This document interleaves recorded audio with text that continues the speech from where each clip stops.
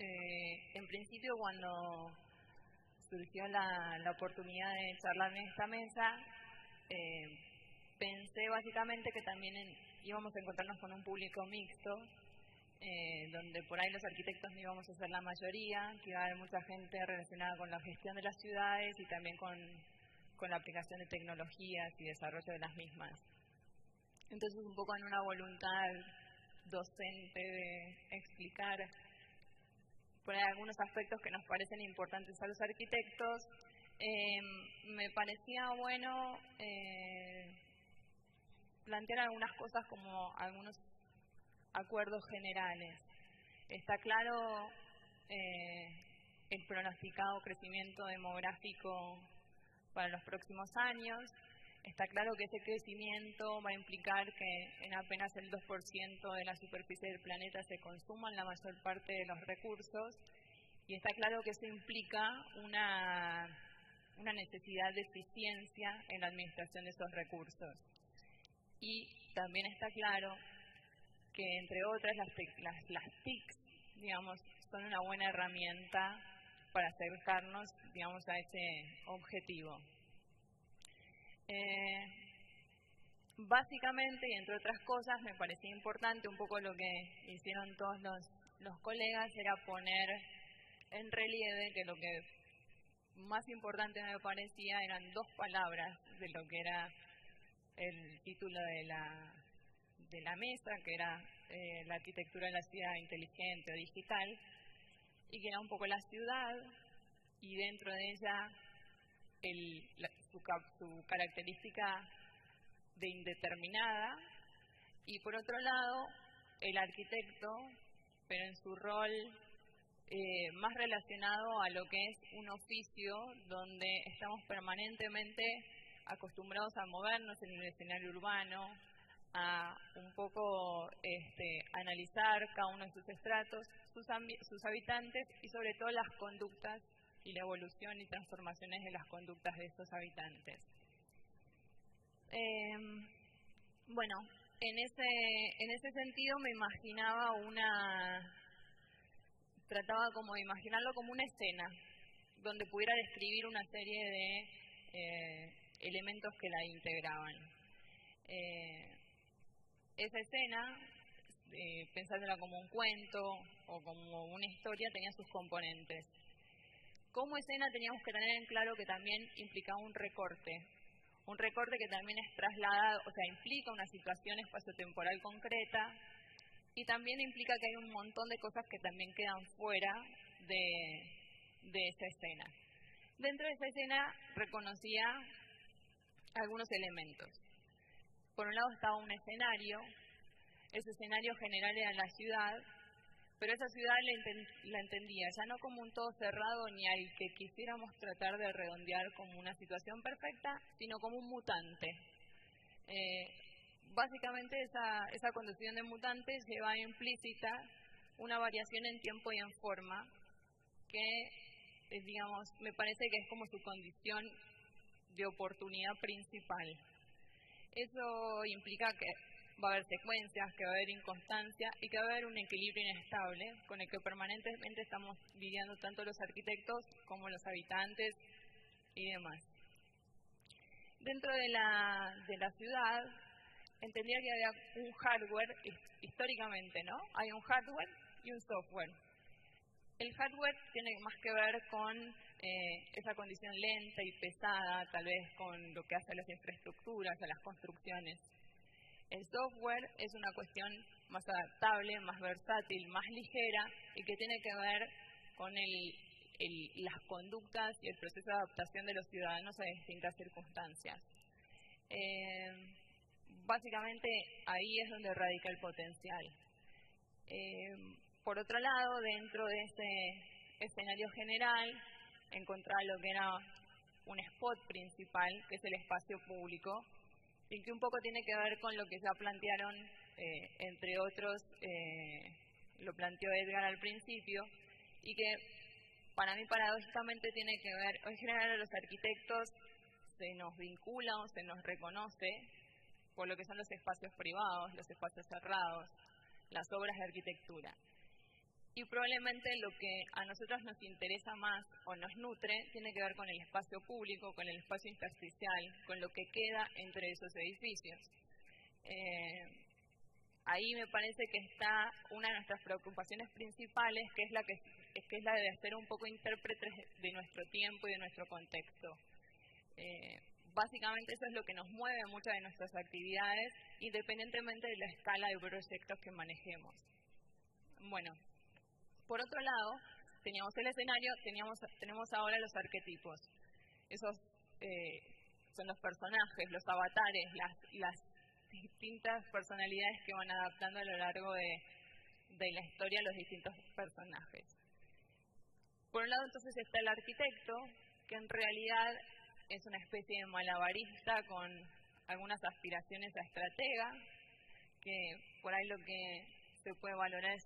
su visión holística, un poco lo que decía Edgar, a veces se considera que puede perder la visión del detalle, pero que me parece que ahí radica su potencial. En general, estamos acostumbrados a analizar contextos y comportamientos,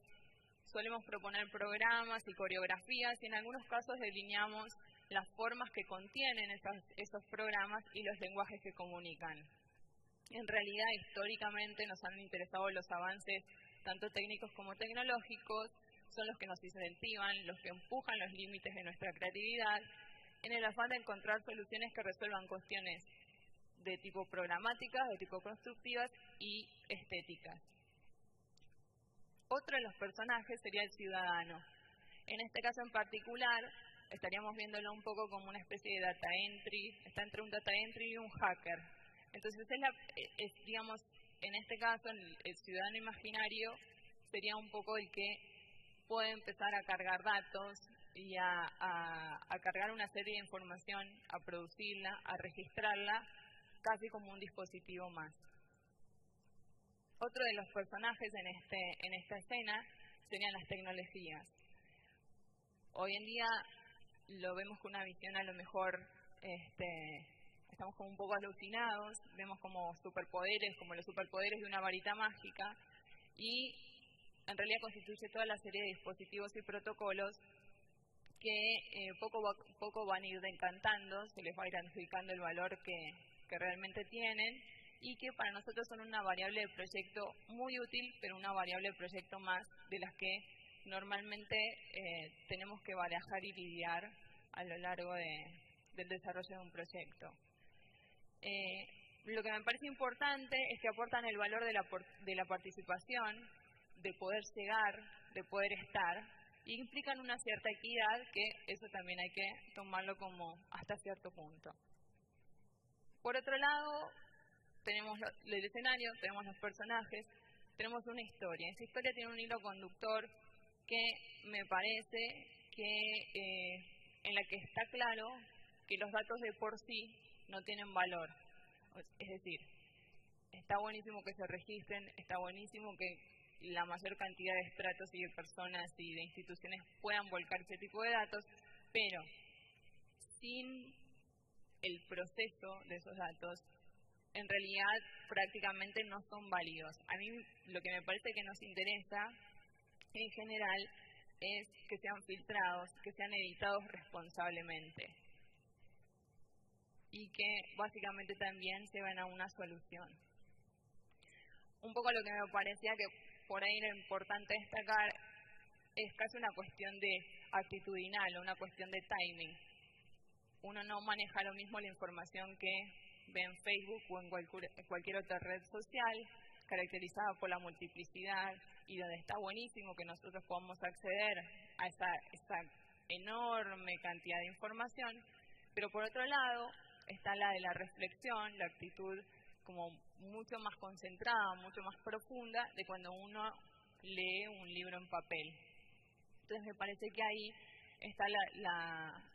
digamos, la importancia de poder tomar o ir desde lo múltiple,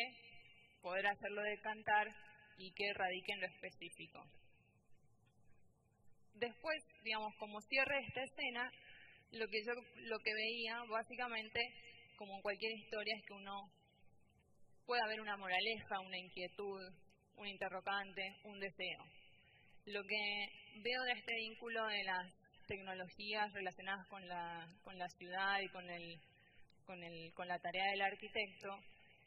en general es que uno toma una mayor conciencia de lo que son los deberes, obligaciones y derechos que tiene,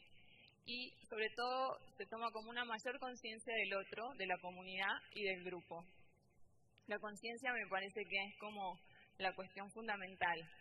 Hay distintos aspectos donde lo podemos reconocer, donde por ejemplo de la fragmentación natural de las ciudades y del mundo permite la conexión y la conciencia de un otro lejano, donde el comparar, adaptar o aprender de experiencias locales permite construir conocimiento, donde se promueve la participación, la conciencia cívica en distintas escalas, donde se permite acercar, democratizar,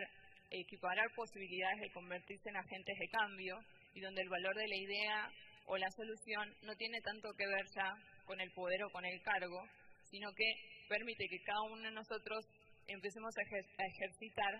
el emitir juicios de valor.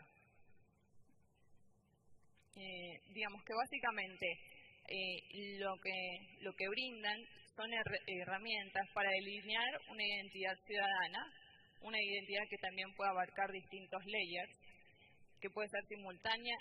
y tan específica como diversa, tener mayor injerencia en el grupo de pertenencia y consolidarse en el reflejo del otro. Para terminar, quisiera leer una cita del libro de Ciudades Invisibles de Italo Calvino, que es como un más de los arquitectos, que dice: del carácter de los habitantes de Andria merecen recordarse dos virtudes: la seguridad en sí mismos y la prudencia. Convencidos de que toda innovación en la ciudad influye en el destino del cielo, antes de cada decisión calculan los riesgos y las ventajas para ellos y para el conjunto de la ciudad y de los mundos.